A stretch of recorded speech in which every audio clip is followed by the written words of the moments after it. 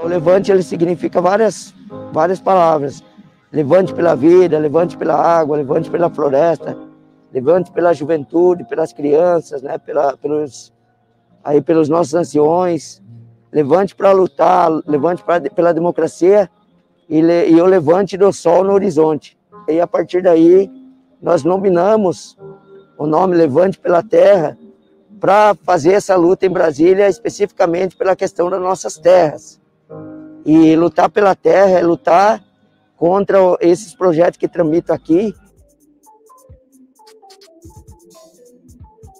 Todo esse pacote, né, da maldade significa assim, o fim dos povos indígenas, né?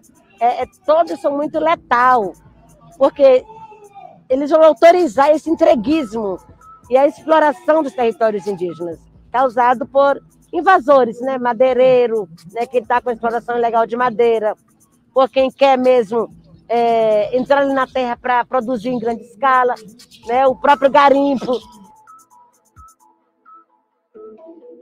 As maiores florestas, elas estão dentro dos territórios indígenas. Nossos territórios são altamente protegidos.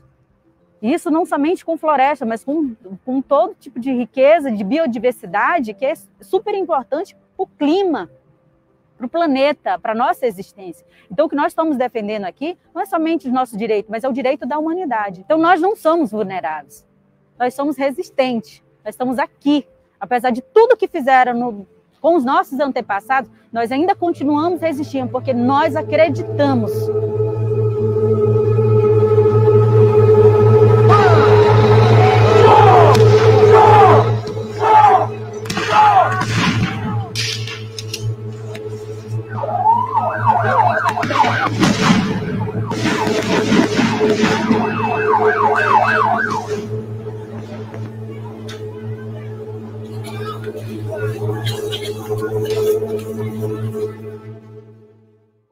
É importante que as pessoas entendam isso.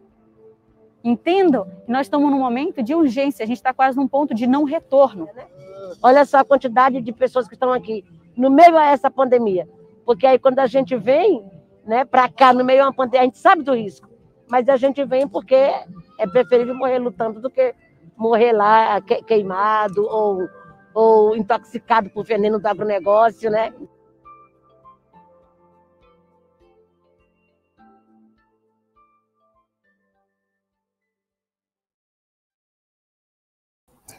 Olá, bom final de tarde, boa noite para todas e todos que nos acompanham aqui no JTT Indigenista. Essa é uma produção nossa desde o interior aqui do estado de Santa Catarina, junto com o Conselho Indigenista Missionário, o CIMI, contando sempre, é claro, com a retransmissão ao vivo da página do Conselho de Missão Entre Povos Indígenas, o COMIN. Aqui no suporte técnico, também na edição, na produção do programa, a jornalista Júlia Sajorato.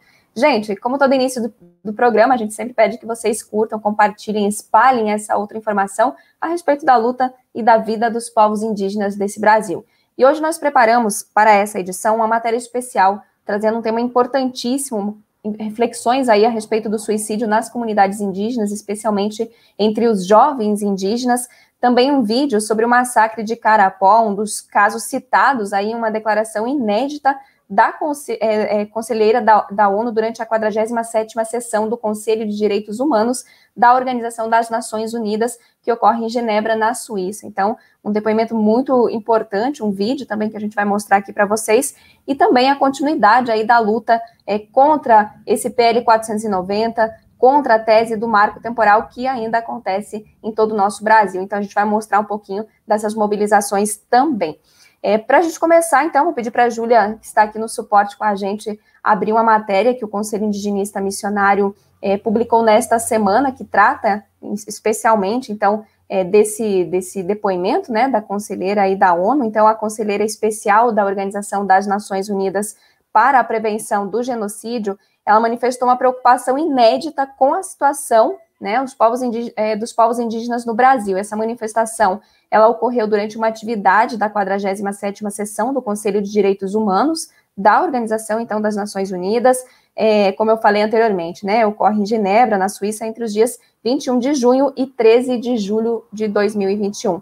Nessa mesma atividade, gente, uma mesa de diálogo interativo, ela foi realizada ainda no dia 28 de junho, E o Conselho Indigenista Missionário também aproveitou o espaço de fala para chamar a atenção para a gravidade da situação dos povos indígenas no Brasil. Então, entre os casos mencionados pelo CIMI, está esse massacre de Carapó, que completou aí 5 anos no dia 14 de junho de 2021, sem que nenhum dos responsáveis pelo ataque tenham sido punidos. Então, a gente vai mostrar aqui para vocês, né, além dessa matéria que está disponível aí no site do CIMI, que é bem importante que vocês acompanhem, né, a gente vai mostrar um vídeo, então, do massacre aí dos Carapós. Então, Júlia, coloca para a gente, por favor.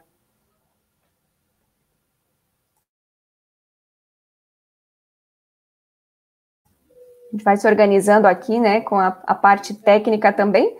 A gente sabe que apresentar o jornal é assim mesmo, né? Às vezes tem alguns imprevistos, então a gente vai se adaptando também a esse modo de produzir jornal hoje em dia. Vamos ver aqui o que acontece.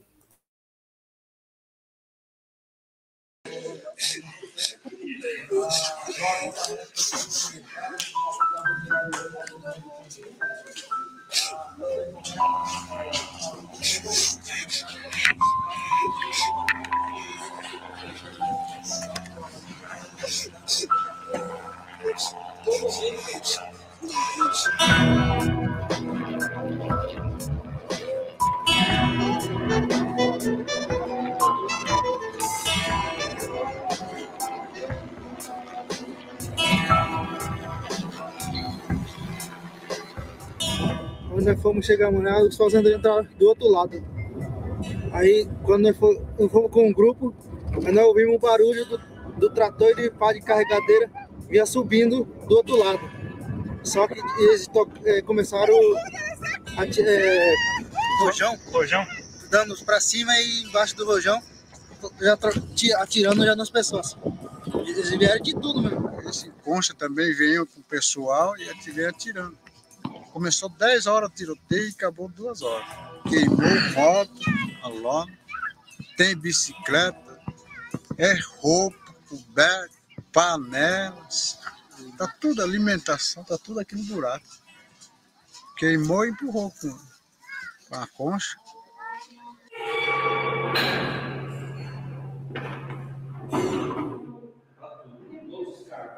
Quem mais levou tiro foi o Libésio, né? Que estava aqui. Ele levou um na cabeça, levou 4. Levou um no ombro, um no tórax e um na barriga. O que mais levou tiro foi ele. O Josiel, de 12 anos, levou na barriga. O Valdir levou no tórax, né? O Jesus levou na barriga também. E o Norivaldo foi no tórax. Passava por segundo de noite. Era terrível. Não sei como é que eles não acabaram com uma arma que eles tinham, arma pesada eles tinham. Só acertaram de noite. Esse fazendeiro mataram os meus filhos. É difícil para a gente, esse fazendeiro que estão fazendo e matando meus filhos, tirando a vida dos meus filhos. Ninguém olha para nós. Depois, por isso que nós estamos revoltados, porque para nós não tem segurança. E quando pelos lados.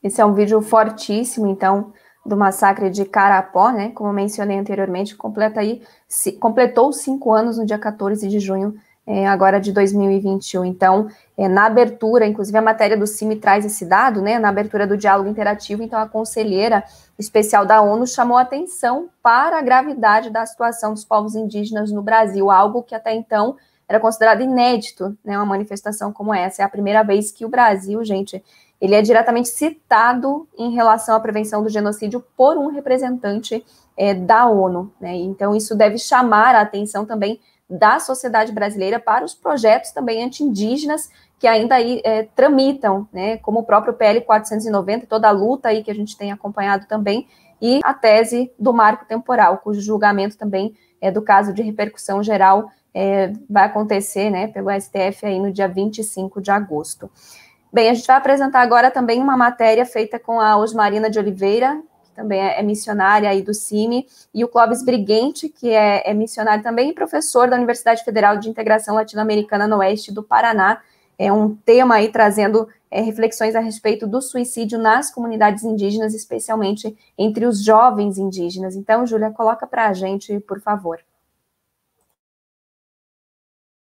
No Brasil, os casos de suicídio no meio indígena são 3 vezes superiores à média do país, sendo a maioria entre jovens.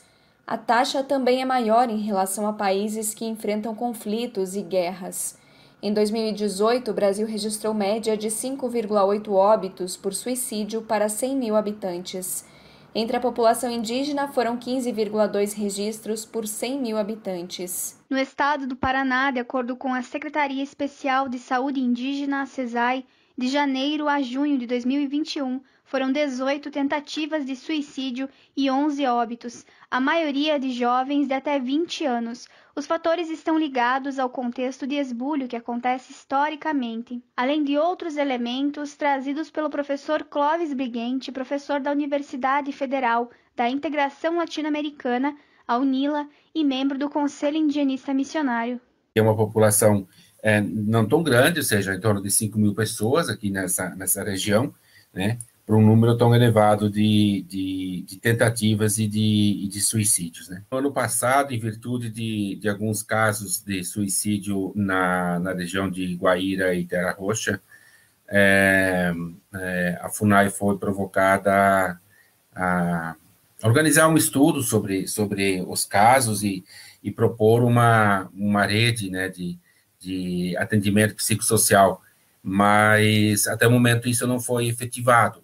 Não sabemos se seguem nessa perspectiva ou se essa iniciativa foi abandonada. A Secretaria Especial de Saúde Indígena dispõe de alguns psicólogos também que têm se dedicado a cuidar desse tema, mas ainda buscando esse acompanhamento a casos específicos e não como uma política pública de atendimento a essa população, e nem ainda um diagnóstico mais preciso do que, digamos, seriam as causas, né, o que estaria motivando essa população a cometer suicídio, né? Aqui no Brasil não é a primeira, o único caso, há situações que já de mais longa data, inclusive, têm se manifestado com bastante força, que foi no Mato Grosso do Sul, né? Entre os Guarani e Kaiowá, uma quantidade grande de suicídios, né? E entre alguns outros povos também aqui no Brasil, como na região amazônica, né? Há, por parte da Unicef, iniciativas também tentar buscar compreender esse suicídio e propor algumas políticas. Elaboraram há pouco tempo um diagnóstico para orientar as políticas públicas e traçaram uma série de orientações, né, para os estados, mas isso pouco a gente percebe, né, pelo acompanhamento aqui no caso do Brasil, que isso pouco tem sido efetivado. Em parte, sim, a gente pode chamar de saúde mental, mas ele não é apenas, né, algo relacionado à saúde mental, né. Para nós, talvez, como sociedade ocidental, consideramos, né, saúde mental, mas os Guarani, em geral, percebem de outras maneiras, né? A maioria, ou praticamente todos, não, apenas uma pessoa, no ano passado, saía dessa faixa etária. Esse ano, uma pessoa também saía da faixa etária de 10 a 20 anos, né? Então, a faixa etária da maioria, né, com poucas exceções, está na faixa dos 10 a 20 anos. E essa faixa etária, né, entre os Guarani, é uma faixa etária bastante delicada, bastante que exige muita atenção, né?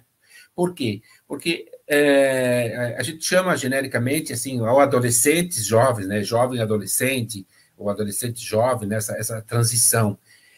Os Guarani chamam também de jovens, né? Mas no mundo Guarani, essas categorias, né, nossas de juventude, adolescente, elas não fazem parte, né, desse universo. Por quê? Porque a sociedade é dividida entre as crianças, né, quando são pequenos, são ainda infantis, que ainda não assumem responsabilidade, e a parte adulta, né, quando já assume suas responsabilidades, né? E essa transição, essa fase que marca, né, a transição entre a infância e a fase adulta, ela varia ali dos 12 a 14 anos, 15, um pouco antes, um pouco depois, associado geralmente com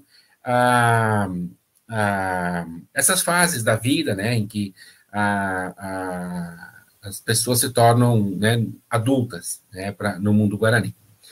E essa fase é uma fase bastante delicada, porque esse jovem, né, ele precisa assumir uma responsabilidade da vida adulta que hoje já não tem mais as mesmas condições de assumir essas responsabilidades, né, como contrair matrimônio,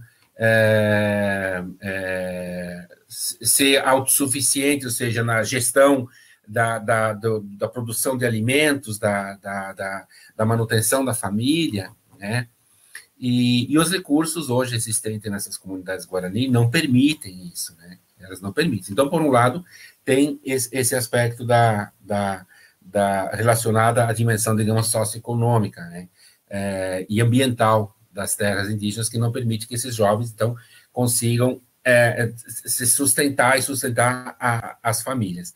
Por outro, né, eles sofrem uma influência bastante grande, né, desse mundo ocidental, né, e em especial a escola, né, porque a escola para nós ela é algo né, um direito, vamos chamar assim, um direito básico à educação. E nós não temos dúvida, né, da importância que a escola tem, né, para a nossa formação, nosso intelecto, mas também para a nossa ação econômica. Então, assim, é comum a gente perguntar a crianças, os jovens, né, o que você quer ser quando crescer, né, o que você vai ser quando crescer? Então, eu quero ser médico, eu quero ser enfermeiro, qualquer outra profissão, né, todas as profissões aí que são formadas nesse espaço escolar. Já para essa juventude indígena, essa dimensão não tem muito sentido, né? Por quê? Porque quando ele está nessa fase já, né, dessa vida adulta, e mesmo assim ele está na escola, que é na faixa aí dos 13, 14 anos, não tem sentido algum pensar o que você vai ser quando crescer, porque já é o momento da vida dele, né? E no geral, esse que ser quando crescer, ele está associado, né, a uma dimensão da nossa cosmovisão ocidental de um mundo evolutivo, né? Nós pensamos de maneira evolutiva, nós pensamos no futuro, né? A projeção do futuro, aquilo que remete a uma ideia também de desenvolvimento, de progresso, de futuro, projetado sempre para frente, então sempre buscando algo, né? E nessas sociedades, essa projeção, ela não existe. Então, há um choque, né? Um choque que se dá entre esse mundo projetado pela escola, porque a escola também nas aldeias, ela também favorece isso, também incentiva essa projeção para um futuro, porque isso é parte da dinâmica da escolar, né? E a escola, queira ou não queira, é uma escola do mundo ocidental. Por mais que os indígenas, os Guarani, tentem adaptá-la a seu mundo, incluir seus valores, mas ainda ela não pode, ainda a gente não pode, né, percebê-la como uma escola guarani. Ela ainda é uma escola ocidental, né? Então, ela projeta também nesses jovens uma perspectiva de futuro que eles não desejam, ou que eles não almejam, ou que eles não conseguem dimensioná-la. Então, isso gera também uma frustração bastante grande. E essas frustrações, tanto na dimensão socioeconômica, né, como nessa outra dimensão do universo, ela em pessoas, né, jovens, né, ainda em formação de seu, né, próprio físico, do intelecto, né, da maturidade, aquilo que chamamos, né, genericamente de maturidade. E para o Guarani tem uma dimensão bastante importante, que é a questão da formação eles chamam de alma, né, o Nhé traduz como alma, o espírito, né, da pessoa. E essa dimensão, nesses jovens, a alma é assentada quando o nome é revelado, né, na sua infância, mas ela vai se fortalecendo ao longo da vida. Então, nesse momento da juventude, quando é o momento de que essa alma está bastante ameaçada e ela... a pessoa precisa estar muito bem estruturada para poder evitar que a alma se afaste, que o espírito se afaste da pessoa, né? Então, o problema que nós chamamos, às vezes, no caso da nossa sociedade, assim, a pessoa, os transtornos psíquicos e emocionais, a depressão, né, que são doenças do mundo não físico, né, da pessoa, os Guarani atribuem todos esses males a esse afastamento do espírito, né, o afastamento da alma, né, da pessoa. E ela pode, enfim, se afastar por um tempo, como pode se afastar permanentemente, né.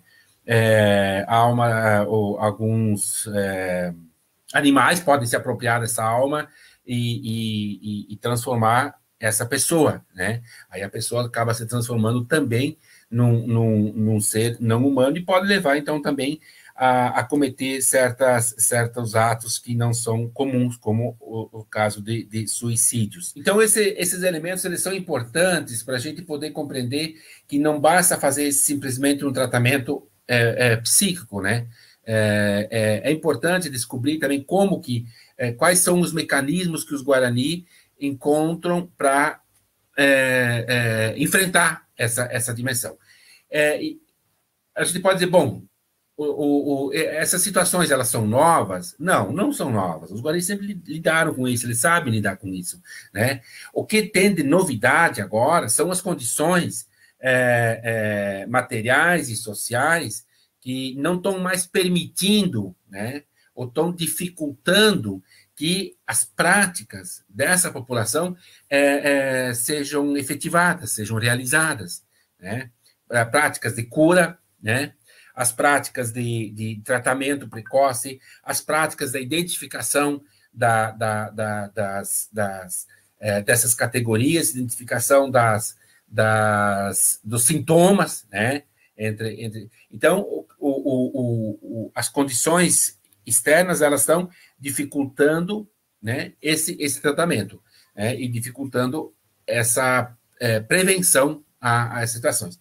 Porque, como eu dizia,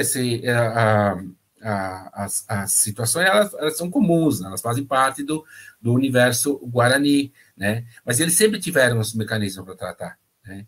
E eu acho que um aspecto nesse último ano que talvez tenha provocado esse aumento do número de casos, talvez tenha sido a própria epidemia, né, do coronavírus, quando não foi mais possível eles realizar algumas atividades, né, como as atividades coletivas, né, atividades de rezas, atividades de encontro dos xamãs, atividades de encontro, que chamamos de xamã, né, o xamanismo, ou genericamente no Brasil é conhecido também como pajé, né, só que tem diferenças aí, mas no caso não importa tanto nesse momento o nome, né, mas seriam os rezadores, os detentores desses conhecimentos espirituais e que eles possuem, então, habilidades e capacidades para reassentar essa alma na pessoa, né?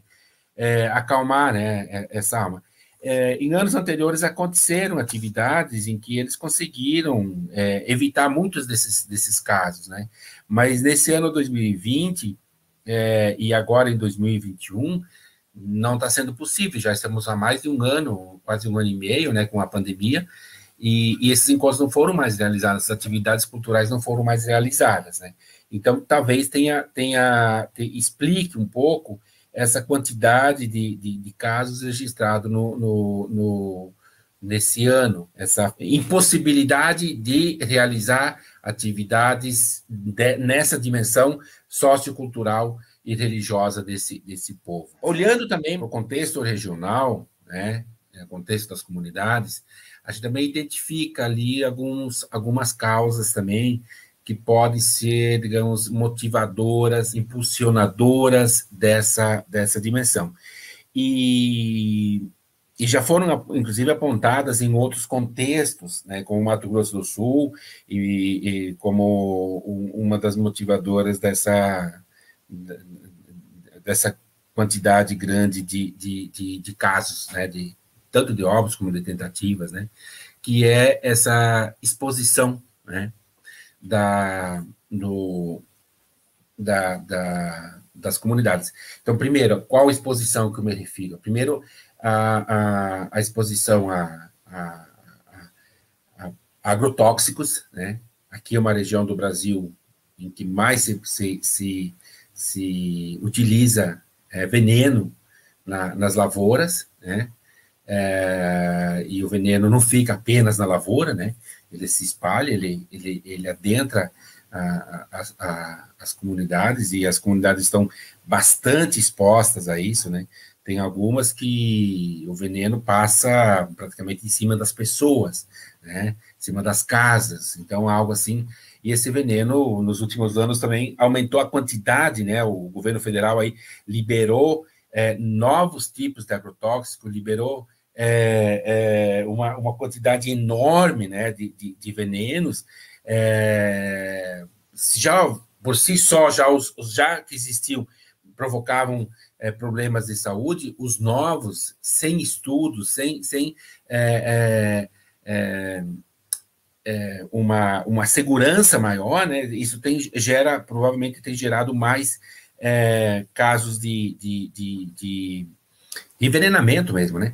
Bom, então, esses agrotóxicos todos, assim, as comunidades expostas a esses agrotóxicos, seguramente tem favorecido, né, também não só os casos de suicídios, mas também a outras situações de doenças, né, físicas também, que têm levado a óbito essas comunidades. As terras dos Guarani, os poucos lugares que têm terra demarcada, são terras pequenas, né? Terras pequenas. A maioria delas expostas, né, entre lavouras, né, de agrotóxicos, de transgenia, e alguns dos trabalhos que essas populações desenvolvem também, trabalhos fora, né, para ter alguma renda, em lavouras também, né, com essa agricultura que utiliza esses venenos todos. Então, os venenos, eles provavelmente, né, a gente não tem ainda estudos mais precisos sobre isso, né, porque isso demandaria estudos mais elaborados, mas seguramente, né, pelo que já se tem hoje de informações, a exposição aos venenos são, né, causas também desses suicídios. A falta de terras, né, a falta de terras, porque associado a essa questão do veneno tem a questão da falta de terras. E aí tem um aspecto importante também que precisa ser destacado, né, que, curiosamente, nesses casos que acabamos de mencionar aqui, alguns deles, a maioria deles, aconteceram em terras demarcadas, né? Terras demarcadas. E isso também é bastante curioso, porque, em princípio, digamos, você poderia pensar, tá, mas se a terra está demarcada, teria que ter uma estabilidade maior. Mas como a terra demarcada é uma terra pequena, que não oferece condições de sobrevivência, né, essas pessoas também ficam mais expostas a uma frustração, né? Uma frustração de se ver sem expectativa, né? Porque não há expectativa de sobrevivência nesse espaço demarcado, e se a demarcação é isso, então, pronto, então, digamos, está condenada a viver nesse espaço sem expectativas. Porque é curioso, em acampamentos, que são esses acampamentos de retomadas, mesmo em situações, digamos, um tanto mais precárias até do que nessas terras demarcadas, porque estão, muitas vezes, em barracos de lona, expostos às intempéries e tal, mas há uma expectativa, né, de conseguir a terra, há uma expectativa de fortalecimento dessa dimensão sociocultural, que motiva e faz com que essas pessoas elas encontrem, né, maior segurança, né, mesmo em locais não demarcados. É curioso isso. A perspectiva aí com o tempo, né, as frustrações também vão acontecer nesses espaços, porque se não se demarcar as terras em condições que garantam a sobrevivência dessa população, também vai gerar a frustração. Mas o que eu quero chamar aqui a atenção é para a possibilidade dessas comunidades continuarem exercendo uma das dimensões da sua cultura, que eram as migrações, né? Que é o Guatá, que é a possibilidade de mudança, né? De sair do confinamento de um local e buscar outros locais, né? Isso é um aspecto que precisa ser considerado, porque esses acampamentos que chamamos, né, essas terras retomadas recentemente, que ainda estão em situações, elas são também resultado dessa busca, dessa manutenção do modo de ser Guarani, né? Eles estão dizendo, olha, nosso jeito é esse, nós queremos continuar desse jeito, queremos continuar sonhando com novas áreas, né? A busca de novas terras, aquilo que na literatura a gente conhece como terra sem mal, né? Mas mesmo espaços físicos, ambientalmente preservados.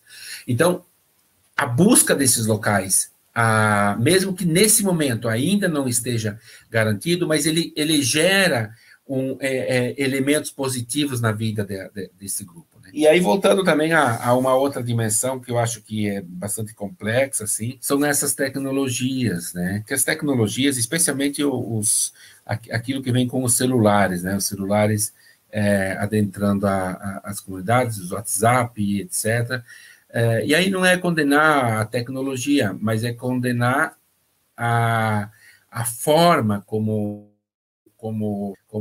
que ele entra e a falta de um preparo para lidar com essas tecnologias, né? Esse mundo capitalista aí é muito rápido em ofertar essa quantidade de tecnologia, mas não tem, né, a habilidade para ensinar as pessoas a utilizar, ensinar as pessoas a compreender esses funcionamentos. E isso ele gera não apenas entre as comunidades indígenas, mas também com a nossa sociedade, nossos jovens hoje também, né, fascinados, né, com essas tecnologias, e muitas vezes sem se dar conta do perigo que são essas tecnologias, né, o perigo do uso que se faz das tecnologias, né, o perigo dessa disseminação de informações, né, de oferta de produtos, e a frustração que gera por não conseguir comprar aqueles produtos. Essa é apenas uma das dimensões, né? Eu podia trabalhar outras, mas eu acho que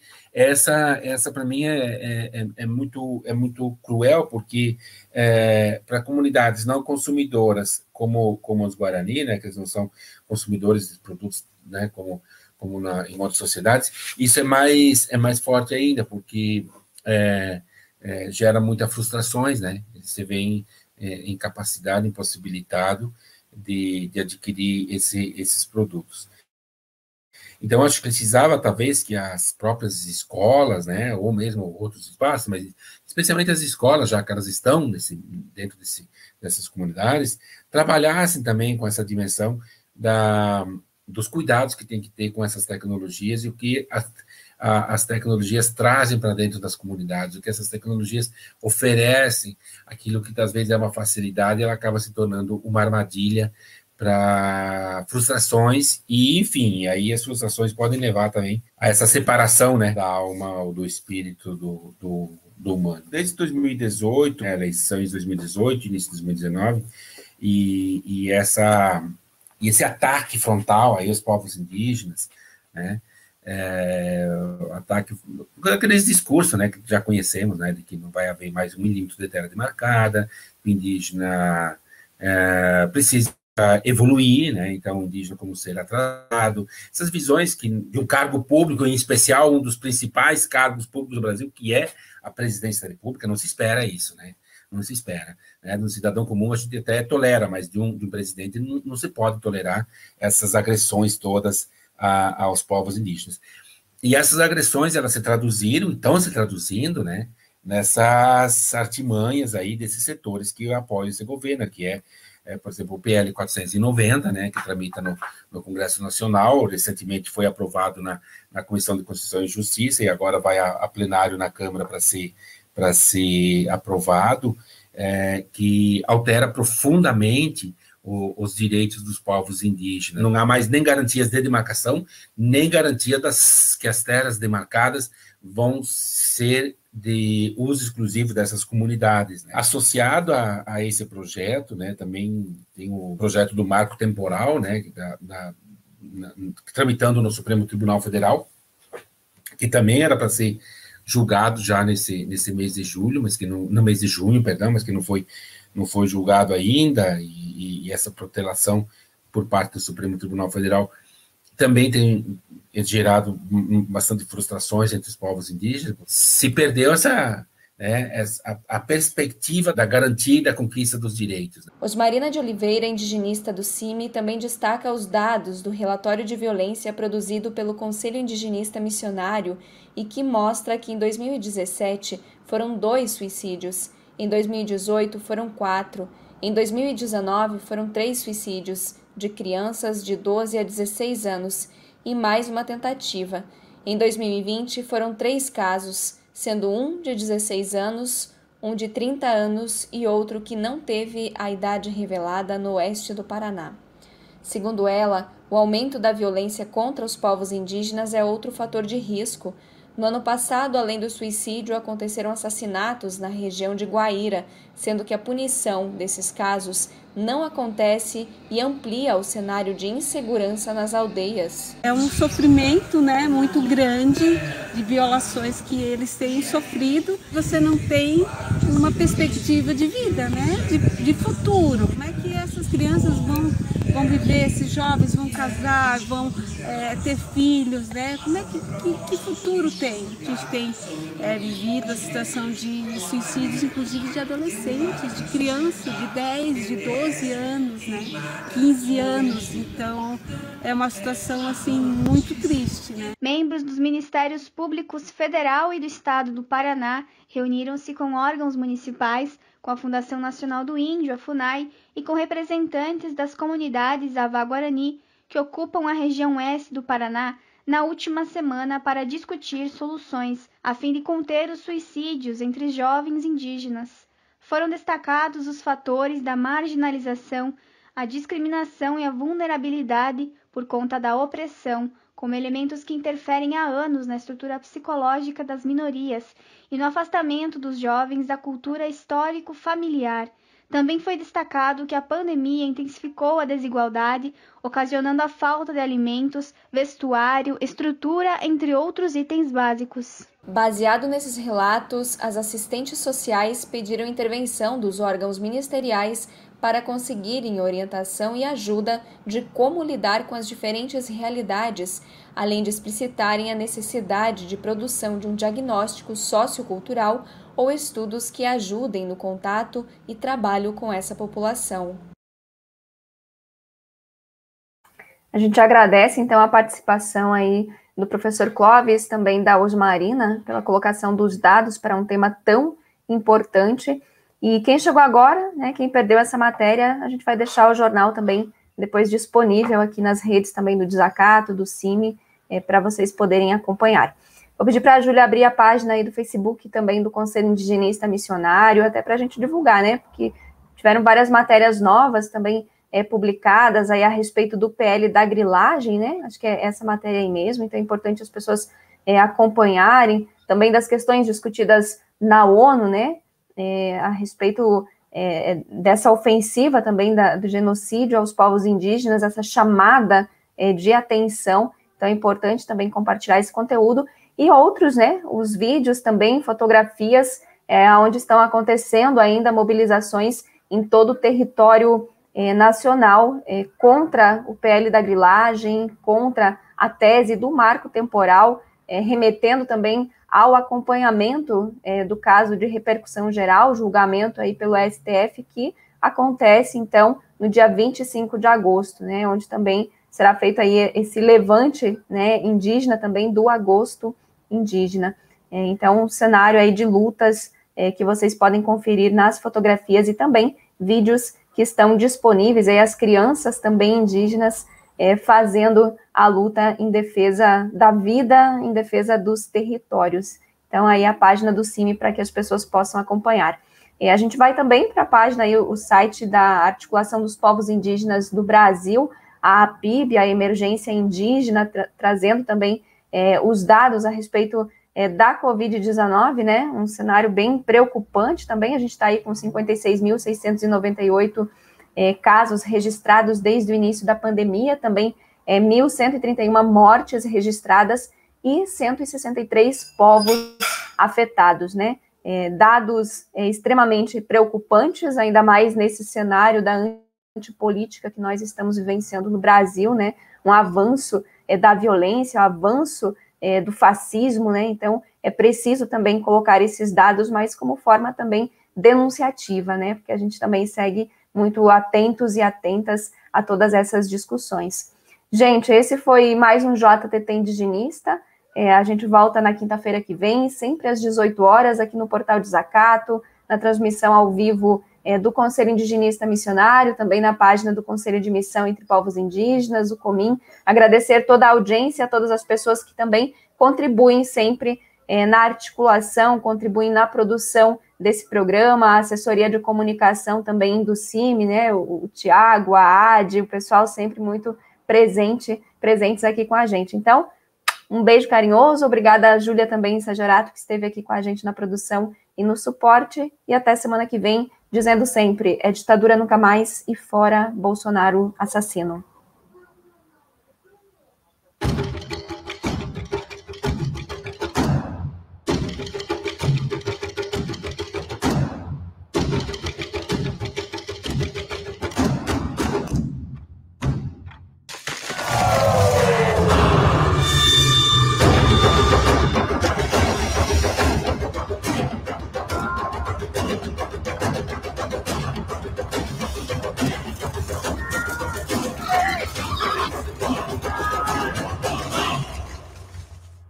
Sim.